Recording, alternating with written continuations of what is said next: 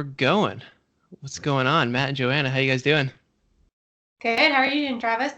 Doing good. Good to see you, So, Travis. Thanks for yeah, having us here today. yes, yeah, of Happy to course. talk to you.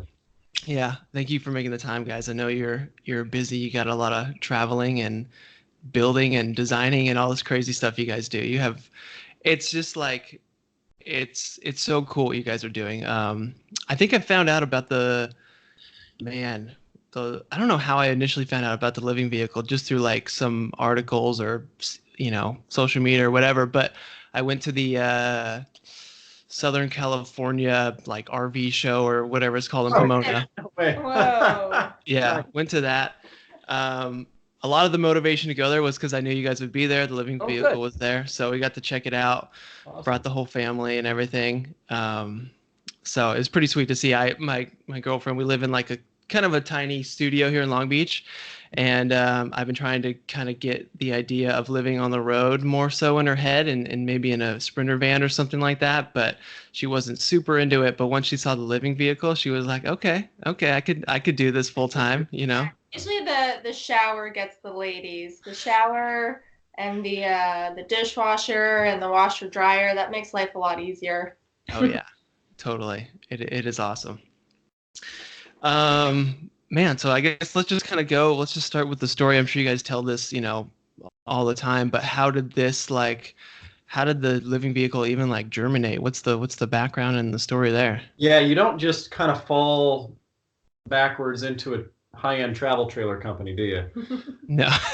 I quit stopped high Especially in your school. mid-30s, Yeah, right? stopped high school and said by 30 years old, I'm going to start a high-end travel trailer company. Yeah, it's completely random, right? Every little girl's Yeah, dream. how does it germinate? Slow and over a long period of time. Yeah. Right. Yeah, Joanna kind of fell into this. She's like, what? I thought you wanted a hotel. Oh, no, surprise. It's a trailer hotel. I don't know. Right. Smoke and mirrors.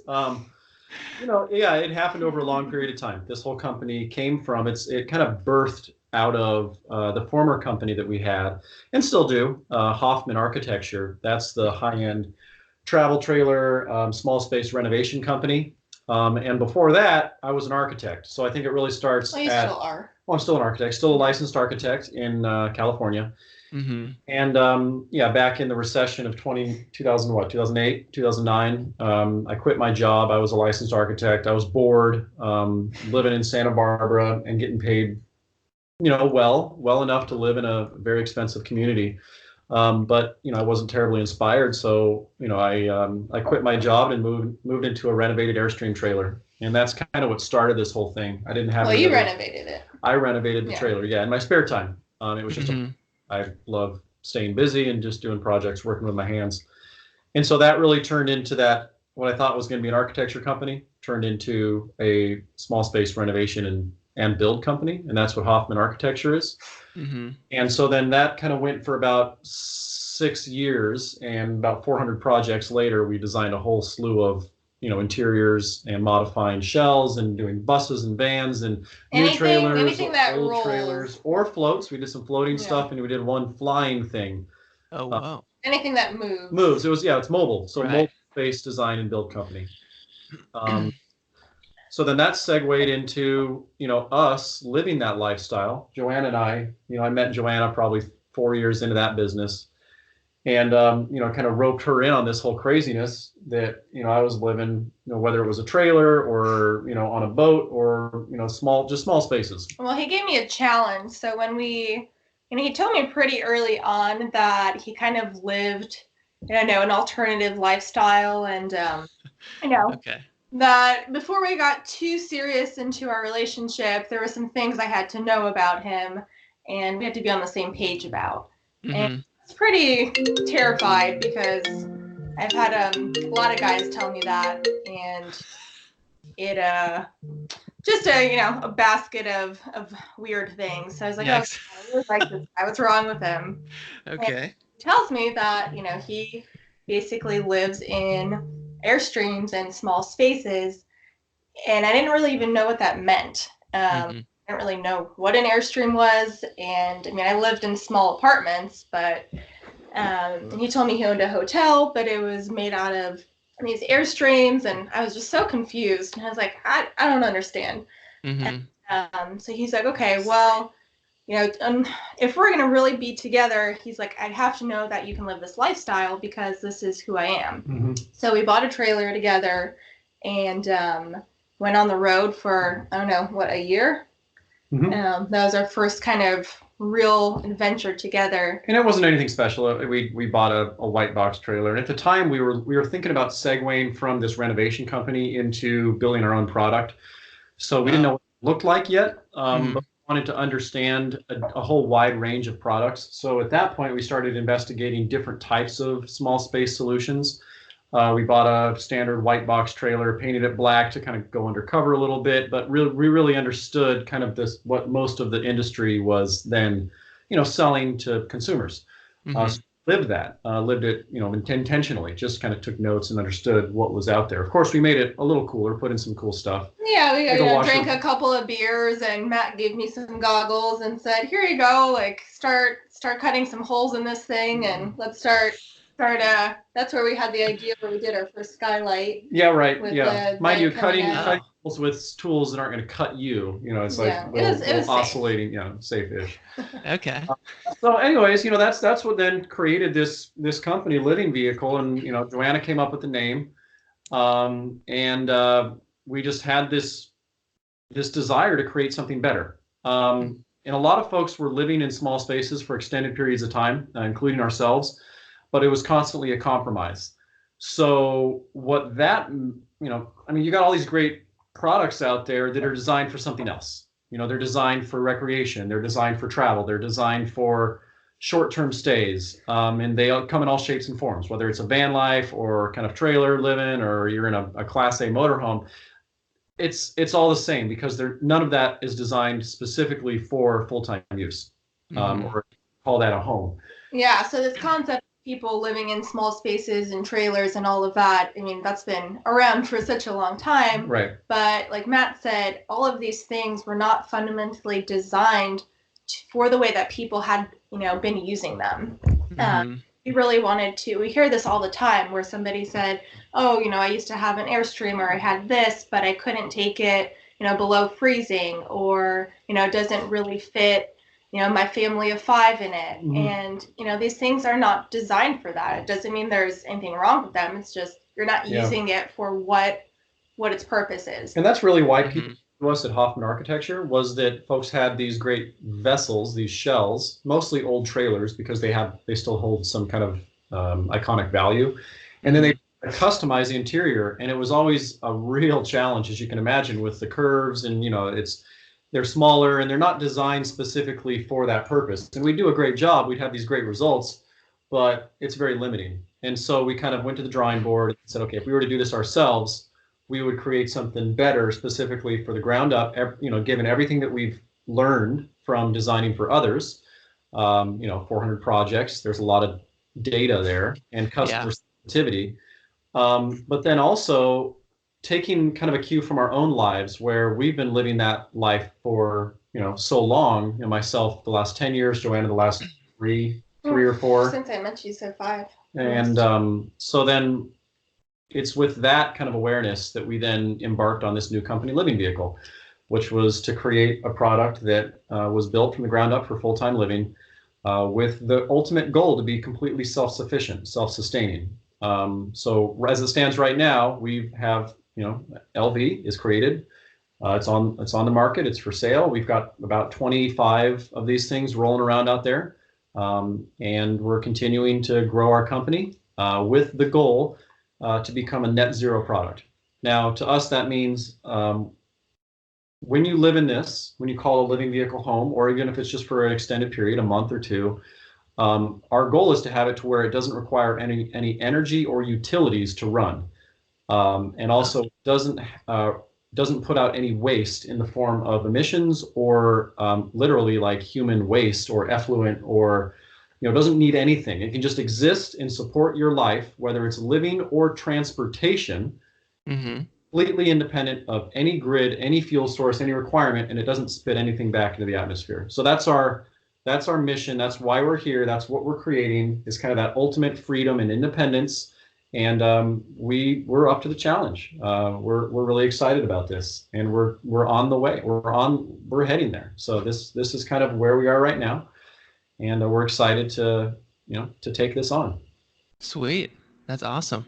So you know, there was kind of this change and a lot of people were, using RVs and, recreational vehicles for extended living and everything like that. So you kind of saw that people were doing that through your architecture business and doing that already. So, just with all this stuff, you thought there was a better way to do it and an opportunity for a new product entirely. So you guys did it. And so does that where the name, obviously recreational vehicle this isn't for recreation, this is for living. So it's a living Correct. vehicle, right? Yeah, and it's also kind of a, not only is it blatantly obvious that it's a vehicle designed for living, but it does everything that a recreational trailer does. Obviously, you can still travel in it and do all of that. Yeah. But it's designed for extended use, Right. and So that's all those comforts that come with living. Right. Mm-hmm. But it's a little deeper where,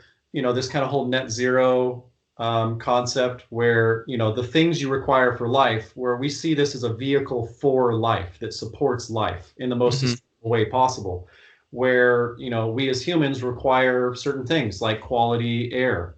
We require water. We require, a place to, a place to make waste, and so, we got to have this vessel that supports. I'll laugh with you. It's Yeah. Gotta have it, Yeah, everybody poops out there, guys. Come on. And we accept these realities as challenges, and then we say, how can this vehicle support life in the most elegant, sustainable way possible, with ultimately a reliance on nothing, right? So you don't it's my goal, and we're doing this right now. We're in R&D to produce our own water, to fill up the water tanks, just pull water out of the air, through condensation, and then cycling. So, it's this kind of confluence of systems, of integrated systems that are all, kind of fundamentally pretty awesome on themselves. But when you put it all together, and then you also attach it to a tow vehicle, it's also our goal that, we're not there yet, but you look at the automotive industry that everyone's going electric. We're all going electric, right? So when these HD tow vehicles are all electric, it's our desire to have the living vehicle not only produce a space for us to live, self-sufficient, but also to produce enough power to run the tow vehicle. So you have this moving, basically we're looking a way to change the way that people live and travel in our modern world. Simple goal. Is our Yeah, man, that's cool. That's exciting too. It's kind of like a cool confluence of times where, these electric vehicles are really starting to get really good and efficient and more. I don't think there's really an electric truck yet, but they're coming. Yeah. I see a lot of little prototypes, kind of backyard projects that folks are doing. And if you want to talk a little more about the living vehicle, the brand, what it means, it's more than just, I don't know, it's defining the way people live, because if you're now taking away the driver's seat and the steering wheel from a vehicle because you don't need it, because now they're all autonomous, you're driving around, then a vehicle then becomes, it completely wipes it away. You no longer have a steering wheel, driver's seat, passenger seat, and then 3 seats in the back. It's now basically just a box for whatever, and it just happens to be a really big fridge. Yeah, it could be a gym, it could be it could be an office, it could be. I like to eat and cook, so I like fridges. We're on this kind of this point, this inflection point where we're changing, quite fundamentally the way that we move in our world, right? Because of technology and how it's now coming into these different systems. Yeah, and I think, a big part of that too is, it's really cool to be, not reliant on the grid and the man and all of that, but also just the experience of using this thing and living in it. Right now there's a lot of limitations with, you look at your traditional RV park, for instance, and it's really just outdated. You've got these retirees and people that kind of set up and they've got their, beers and their TVs outside and they hang out and, that's awesome. But a lot of people are looking to, use this vehicle to go out further. Yeah. Well, not to say they're all lined up like sausages in that RV park, and they're all, I mean, they're all basically ball and chained to that sewer outlet, that water inlet, and then maybe some coaxial cable to beam some internet with some Wi-Fi there. So every time I see one of those parks, it's like these little jails, right? Where, you've got your handcuffs on, and that little connection to that utility pole is basically your limiting factor. Yeah, I mean, we go out to be closer to nature, to get away from people, have that time to kind of just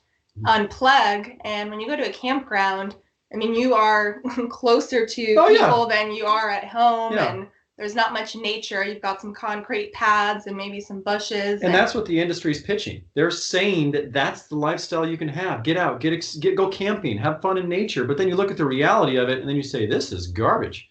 Mm-hmm.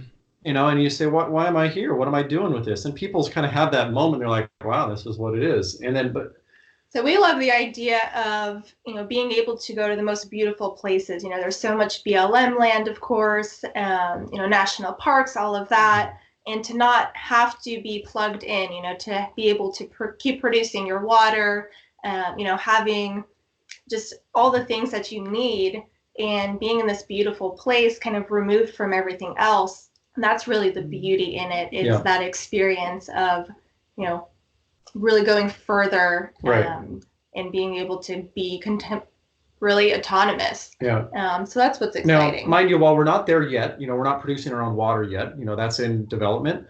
Yeah. And created today is an outstanding kind of point to make that happen. This has an incredible amount of capacity when it comes to self-sufficiency. Our entry-level unit, if you want to call it entry-level, kind of the core configuration before you put any upgrades into it, it has 1,400 watts of solar panels on the roof. You can expand that to 2.8 kilowatts. That's 2,800 watts of solar on the roof. Which would let you run AC. You can run your own air conditioner off of solar on our unit. Oh wow. It's basically self-sufficient when it comes to power perspective. We have a water tank that's 100 gallons. And that really is your most limiting resource as it stands now, until we start integrating water recycling and then water generation, that 100 gallons, when you leave, that starts going down, and then that's what you got. Right? Yeah, because ask, well, how long can we be off grid in one of these units? And it just really depends on what you're using. And obviously, you've got 100 gallons of water, you've got showers, you've got toilet use, cooking, all of that stuff. It eventually, goes away.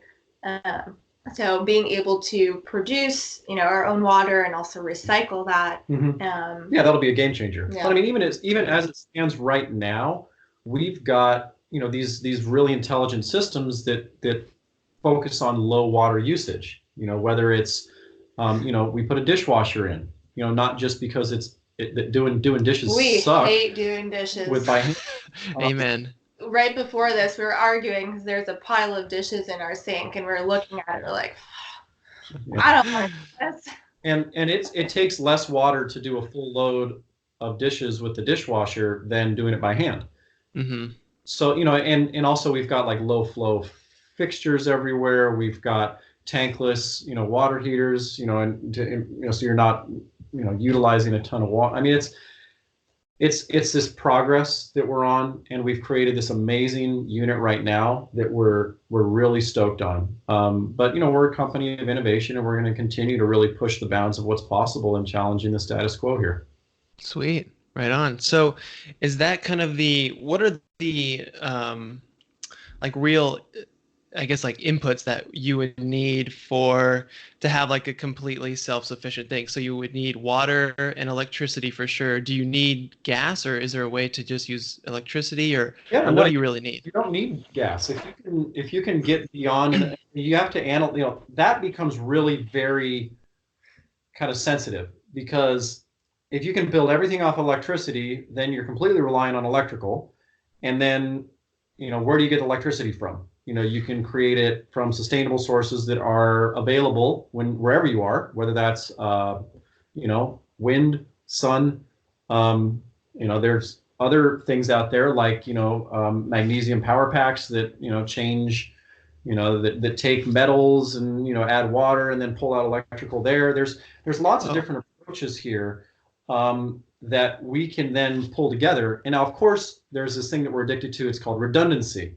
So if there's a failure, or if you go, you don't have those resources, like you go to, Washington State in the winter, and you don't have sun, where do you then capture that electricity? Because then you're reliant on it. So, it could be something as simple as having a backup generator, or you could have these other kind of power packs, or you could get more, technology is just happening so quick right now in terms of happening all around us. It's happening right. Technology is happening right now, and it's really cool to see where we are. The amazing products that already exist, they're just not integrated, and that's kind of this next level that we're taking on, is to just really focus on the integration of systems, so that this thing that we've created, it feels just like a very nice studio, not a studio, but a very high-end, like New York loft.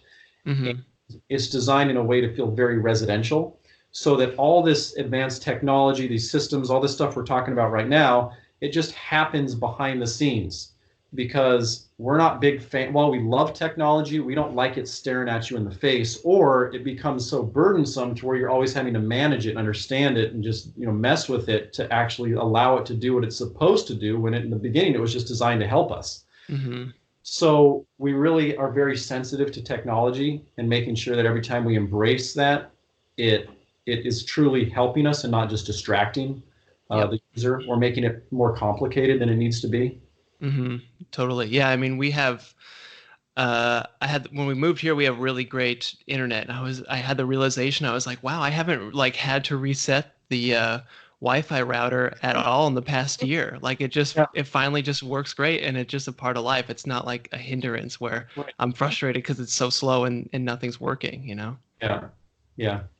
So once things get to that point, it is very nice where technology helps more than it hinders us.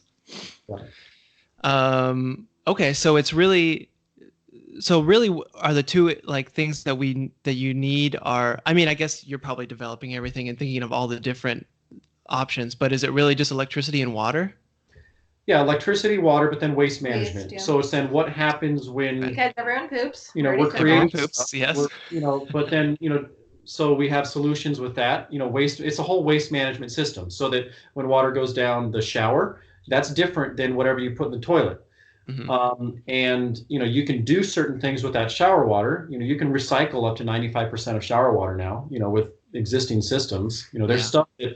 Over in Denmark, I saw a product that was completely standalone, solar panel on the roof, and it was in an urban environment designed to, for homeless folks to shower in, and there was no hookups, and it was, I think it had it had 50 gallons in there, maybe not even that much, but it was recycling 95%, so it could just go and go and go, and it's just amazing how much you can utilize when you recycle. Then you don't have to actually create that much water.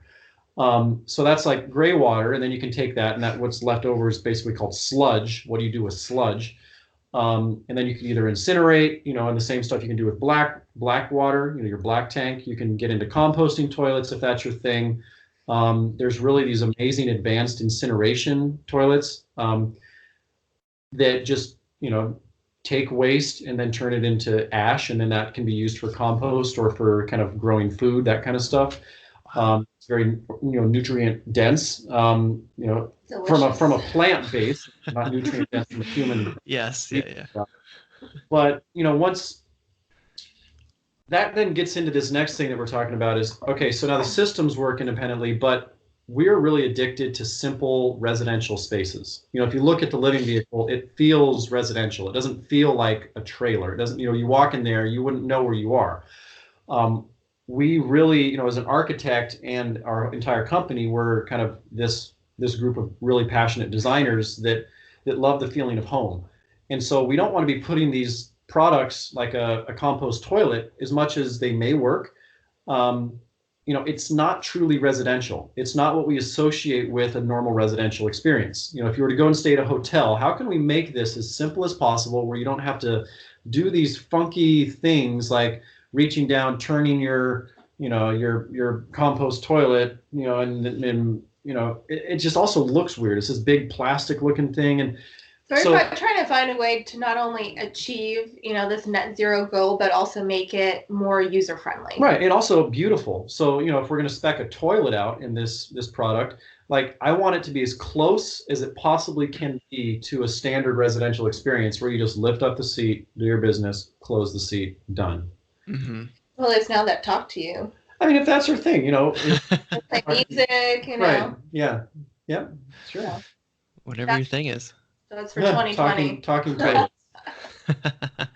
Yeah. Well, and that's what's so you guys do so well, and which is very important, is the we have all the self-sufficient and everything like that, but how the design side of it too, and how it looks and how it feels and everything. Because if it's not kind of what we're used to and convenient and elegant, there might be a subset of people who will do it just because of the eco-ness and everything like that, but it's really not going to get widespread. It's compromise. Compromise. One of the words you just used was feel. How does a space feel? Because basically, in effect, that's all architecture is doing, is creating spaces that make us feel a certain way, whether that's hot, cold, angry, happy. So every time we design a space, we're charged with this responsibility of kind of affecting the emotions and feelings. Did you say angry? I've had spaces that are very dark, that really contribute to anger in a way. Like on purpose? No, not intentionally, but I'm saying architecture's design. I could imagine like somebody give you a project and say like, make this space feel angry. Oh no, like look at the entire brutalist movement. I mean, it's heavy spaces that are full of concrete and they're cold, and as humans, we're very susceptible to our physical surroundings. I mean, Joanna loves the sun. She's, she grew up on the East Coast, but she's a California girl, and, the sun, warmth, and, that affects our feeling, right? Affects the way we are, and we perceive our world on a day-to-day basis. So, not only are we trying to create systems and make this grand self-sustaining kind of vision, but doing it in a way that contributes to our happiness, and healthfulness as humans as much as possible. That's where it really gets delicate, because the form and the function and marrying those two, form doesn't just follow function. It's our belief that we have to perfectly integrate those two as the challenge, so that something that is beautiful as it functions is also beautiful as you see it. Of course, they're equally important to us, because as humans, we don't get to choose which one's more important to us. Because every day we walk into a space and we feel a certain way, whether we like it or not. Mm-hmm. Yeah, very true. Man, it's kind of like, it kind of reminds me of like the whole, like with Elon Musk, where he just made everything, he made the electric car like really sexy, really like everyone, it's a luxury car. And that's kind of what you guys are doing, where this is a really like attractive trailer to be in. It's it's very enticing. And then you look at it and it's great, but then you get deep down and you find out all this other stuff about it, which is just like incredible. So what were some of the, like when you were kind of doing your initial research and you guys, got that first white trailer that you painted black and everything like that, what were some of the things that really stood out that were kind of industry norms or standards that kind of bothered you as far as design or like purpose? How much time do you have? Well, I think for me, because I really didn't have much experience with travel trailers before I met Matt, I think it was just the space itself and being used to, like we've been talking about, kind of residential spaces. I love to cook. I used to be a chef, so having a big kitchen, a lot of storage, counter space, that was severely lacking. Simple things, even like having an ice maker. The shower experience, that was huge for me. Like Matt said, I love the sun. I love views. I'm really big on, having windows everywhere and just always feeling connected to the outdoors. And in a lot of these spaces, it's kind of, once you're inside, you're inside. And you could be in the most beautiful place, but you can't really see it. because it's, you're in this kind of dark hotel room, which was really one of the things we wanted to do, was to, have that interaction. And like, if you saw with our patio and the glass slider and all of that, it really just kind of invites, the outside in and vice versa. And we really loved that. No, it really, that really is. Every unit that we've ever traveled in really doesn't take advantage of the outdoors, or kind of interacting with the space where you are in nature, wherever that is, because ultimately that's the objective, is to get out in an environment where you like. I mean, it's not the space itself. Like, we're traveling, we're trying to live in a place that appreciates where we are, where we live. So, we try to blur the distinction between inside and outside space, visually, the way you feel, physically. Yeah, so that's a big one. I think storage, just all around, that's kind of the number one thing that we hear from people. And I mean, we keep, every, 6 months we go through our stuff, and we keep getting rid of more and more stuff. Yeah. But I mean, as humans, we need a certain amount of things to live and to go about our daily business, and, to work and eat food and recreate. So building in smart storage where, okay, we have all these outdoor things and surfboards and bikes. Like, let's build a specific place where it makes sense to put those things. Yeah.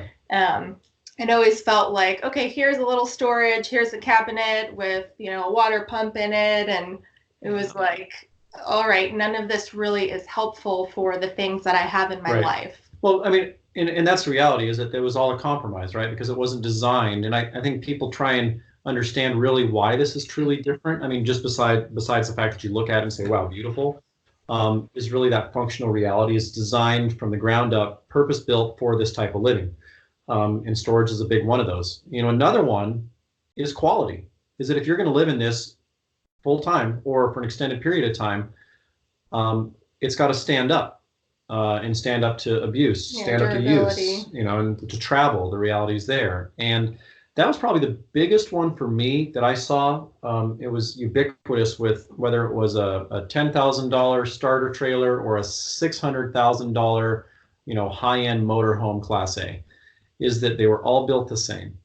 The finish might look a little different, but it's the same kit of parts. It's all built in a way that eventually will fall apart over a very short period of time. And I get it. I get the markets they're serving, and I get that it's really just a commodity type industry, but it really is not conducive to what we're trying to do. And so that's where we had to kind of go back to the drawing board and say, how do we build this in a way that will increase quality? Because that really is our number one priority in all of this, is to maintain quality. And, we're on that path. We're really trying and, taking the lessons and learning from everything, and then investigating new approaches. Yeah, it's hard in an industry that hasn't changed in a very long time. And, it's really hard because there's only so much that we can control. And, that really has been kind of our biggest, I think, struggle, is just having these super high standards and then dealing with the reality of what's possible today. Yeah. So that's really, or the way that things are built, or the limitations of suppliers, or even changing the way that people think who are actually building this. It's really a challenge on a lot of different levels. But we're definitely seeing progress in this industry, or at least in our little world, as we kind of bring this to market. Yeah, nice. It is interesting how the standard kind of RV and industry really hasn't changed much, and they're all kind of designed similarly, and they look the same. And yeah, it is. I remember, we've had an RV ever since I was born, my whole family. And that was always something that my mom was so frustrated with, was that the first thing you mentioned was the not having like any windows in there, because it just felt so silly for us to go out and to travel, but then be stuck in this box, and we can't even really see out to what we're going to visit. Staring at each other and like, all right, this is fun. Right. Exactly. Yeah. So it is very cool that you guys are working on this. And I think the big one is that, the people that have designed, these RVs in the past, I don't think they've spent much time in them. And I think, what's the statistic? It's about 3% of the higher ups in the RV industry actually have owned one of their products, or time in them. Or I forget exactly. Don't quote me on that, is. but it's something outrageous. It's scary. General, if you take it back and look at it from a subjective or just less objective, it's just that the lack of experience from those in control and making the decisions on a true, like, what do the customers want? What is the experience influencing, and how can we create something better? And so and our motto is really design from experience. And, Matt has an amazing background from architecture and then doing, all these custom projects. And then from us living together, just the realities of how do things function? Is there enough room to turn around? Like, where do I put my things? Going through that process really gives so much insight into how you need to design something that's going to be appealing to, most people and function for a variety of uses, whether it's a family, a couple, people that have, a lot of, toys, outdoor gear, if somebody's really big on collecting books or painting, or, there's so many different people out there, and creating an adaptable functional space that meets everybody's needs, that's a pretty fun challenge. Yeah, and it's, we can't meet everybody's needs. Yeah. Of course, we're not a product for everybody. We accept that, but we really choose what we're doing, and then we choose to do that well. And, we're not going to diversify. We're not going to create 10 different models and then try and please everyone. We're going to do one product. We're going to do it really well. And we're going to continue to innovate on the things that really matter. We're not going to just create new floor plans or, put in some new. Now introducing stripes. Yeah. Stripes. Really investing heavily, in the profits from, our startup, pushing that back into like true innovation to really change this product and make it, get towards that goal. And that's what's nice about having that goal for us, is that it really helps focus our business. Mm-hmm. I think that's what you really were yearning for when you were doing your one-off customizations, was, each time you finished one, it was like, okay, back to the drawing board. Yes, right. Each one, was different. It was a different shell, a set of requirements.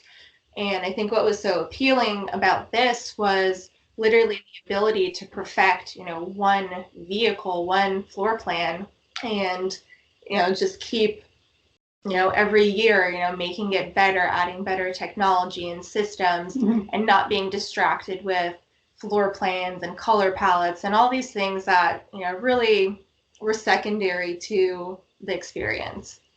Okay, interesting. So you guys are sort of taking the approach where, like, this is kind of where you have the existing, shell that you guys have, and the floor plan and layout and everything, and you guys kind of want to stick with that, and then really just keep evolving everything to really get to the net zero kind of outcome.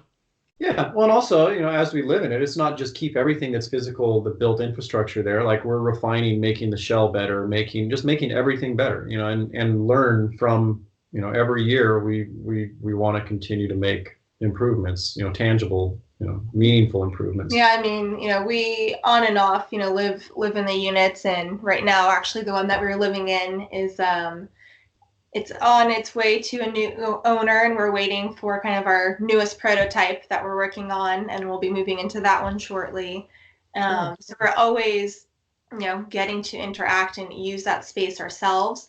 And when you're in it, you can't get away from it. We can't be in our unit and not be thinking about what's that sound, or, oh, that corner's sharp, or this is really a pain in the butt to access. So us going through that experience really, it was just on our minds 24/7, and we want it to be good enough for us. And I think we're pretty obsessive when it comes to details, and just when you've got 212 square feet, you want to perfect every single inch of that. And I think once we get there, most people will kind of be like, okay, this works for me too. Yeah. Mm-hmm. Yeah, and Who knows? We may never get there, but you know, That's we may never get I, there. I think, I mean, that it's one of our latest, mottos is progress, not perfection, is that, we've got an ambitious goal and we're making progress along the way. Yeah. We may never reach perfection, which is the there that I was alluding to.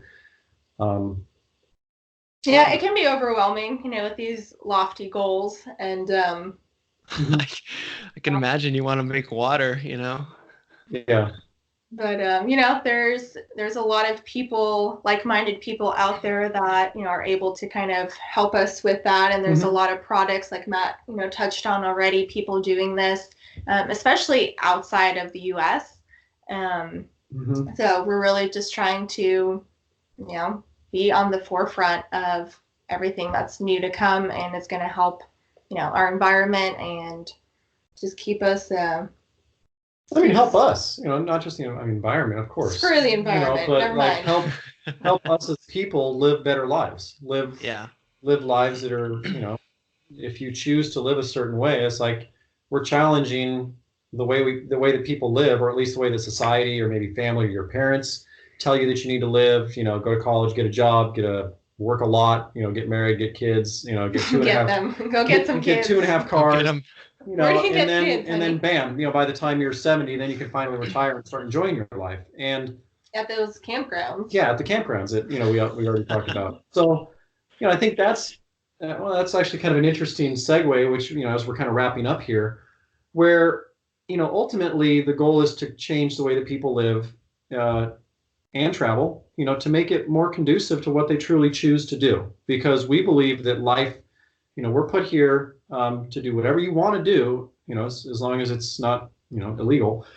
And we do not condone illegal activity. We don't condone illegal activity. Disclaimer, yes. The freedom of choice is very powerful.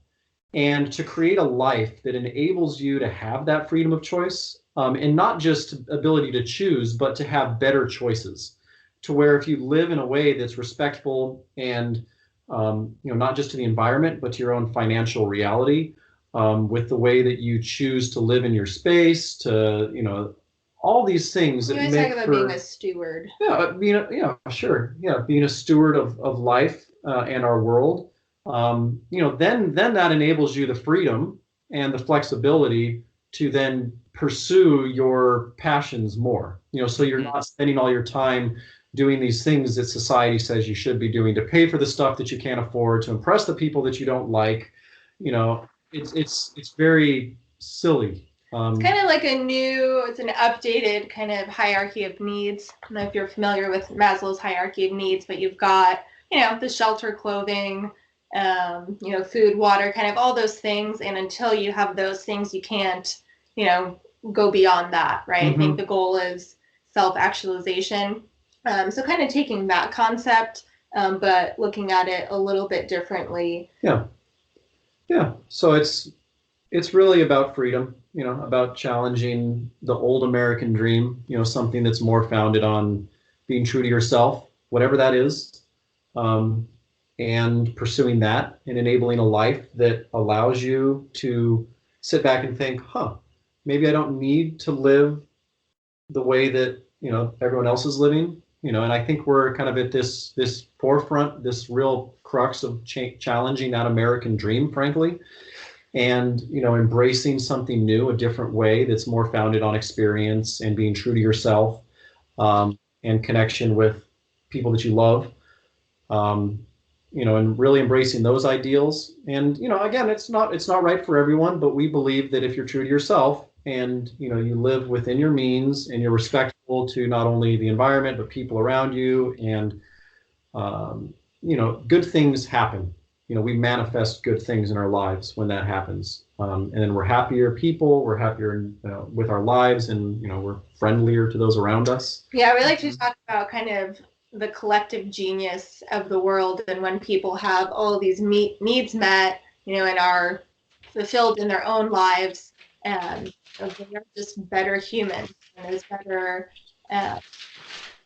better advancements. People are connecting more. Right. If you're not constantly struggling to meet the things that you need, because you're burdened by too much stuff. You're working too hard. You've got a 60-hour-a-week job or a 100-hour-a-week job. Who knows? Mm-hmm. You're scraping by, right? And so if we kind of take a step back and then say, how can we advance that? Then, I mean, who knows where we as a world, can go if we're all focused on advancing things and making our collective world better. Mm-hmm. There's some pretty cool stuff that could happen out of this change in paradigm. Cool. I love it. Yeah, I love that philosophy and mindset. That's totally what I am trying to get to and achieve in my life too. It's just like where, I don't really, a lot of stuff I don't need. It's just causing extra stress in my life, extra things. So, and I really appreciate, like having the living vehicle where it's what I envision and love about it is I want to do a lot of traveling, but also I like having a home base and having places I can go regularly and people to hang out with and stuff. So I like that I could almost buy a plot of land, have a home base and live in the living vehicle and then also take it out whenever I want and do extended travel with it. So yeah, it is very cool. Wow. Awesome. That was great. I love it. It's, I've read a lot about the living vehicle and, watched all the videos and all the features and everything like that, but you really don't. It was great talking to you guys because you really get the philosophy and now I truly like understand why you guys are doing this and, why it's so important to you. So it's cool to see. So thank you for being on and sharing. So real quick, where can, if people are probably stoked to learn more about the living vehicle and see some photos of it and everything, I'm sure. So where can someone listening go to learn some more? I think Matt's alluding to our website, which is Joanna did all this. This is Joanna created our website. She's a marketing genius. It's beautiful. Go check it out. I'm really proud of her for what she created. Nice. But yeah, livingvehicle.com. We're on Facebook, Instagram, Living Vehicle, and you can come see a unit here in Santa Barbara, and we are here for people. We love questions, and we love talking to people that are interested in this kind of lifestyle, but not really kind of sure about next steps or maybe new to it. So we're a wealth of knowledge and resources. So yeah, and contrary to what most people believe, we're pretty accessible and friendly. So so reach out. If you want to come visit us in if I'm hungry, Santa I'm not Barbara, very Barbara, California, come by. Say hello, and we'd love to chat with you. Sweet. Yeah, awesome. I'm super excited to see, where this leads to and what you guys do next with Living Vehicle and where it goes. It's gonna be fun. Awesome. Yeah, I'm interested to see where it goes too. Cool. Well, thanks again, guys. Appreciate it. Have a good one and get back to figuring out how to make water out of thin air. Thanks so much. Thanks, guys. Appreciate it. Sure thing.